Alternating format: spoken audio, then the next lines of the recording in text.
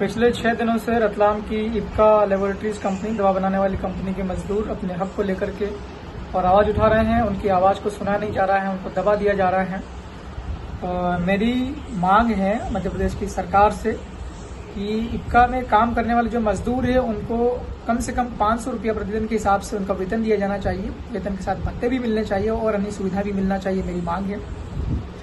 और मजदूरों के साथ 8 घंटे ही काम कराया जाए। अब क्या होता है, ज्यादातर संस्थानों में और कंपनियों में 12-12 घंटे, 16-16 घंटे काम कराया जाता है, लेकिन ये मजदूर इप्का के मजदूरों की मैं 8 घंटे ही काम कराने की मांग कर रहा हूं। और वहां इप्का के अंदर जो कैंटीन है, जहां पर नाश्ता और खाना बहुत घटिया क्वालिटी का मिलता है, सड़ा हुआ खाना नाश्ता मिल रहा है, मैं उसमें सुधार के लिए मांग कर रहा हूं।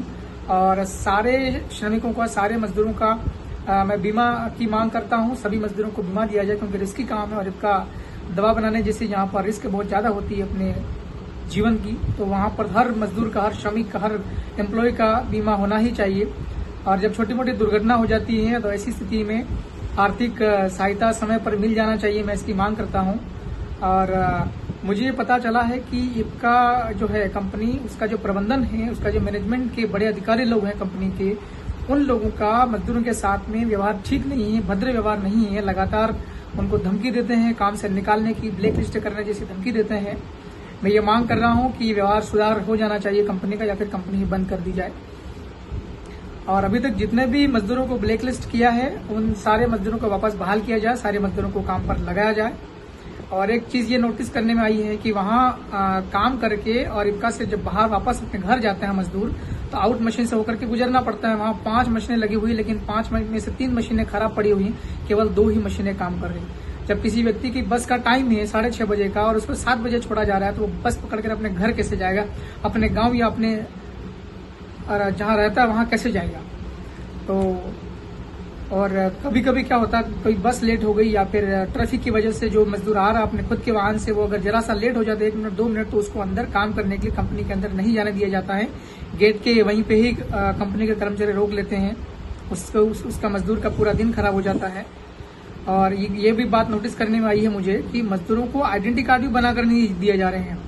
इससे ये साफ साफ है कि अगर आइडेंटिटी आपके यहाँ पर अगर कोई काम कर रहा है, कोई एम्प्लॉय कर्मचारी, उसको आप आईडी कार्ड बनाकर नहीं दे रहे हैं, इसका मतलब आप उसके सारे अधिकारों का हनन करना चाहते हो, उसको अपने अधिकारों से, उसको अपने वेतन से, अन्य तमाम सारी सुविधाओं से वंचित रखना चाहते हो।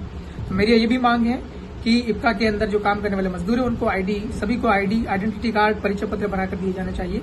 और महीने में मजदूरों को 4 दिन की कम से कम छुट्टी दिया जाना चाहिए। हर मजदूर को, हर अस्थायी मजदूर को तो हर हाल में 4 दिन की छुट्टी मिलना चाहिए। और छुट्टी का 1 भी रुपया काटा नहीं जाना चाहिए, ये भी मेरी मांग है।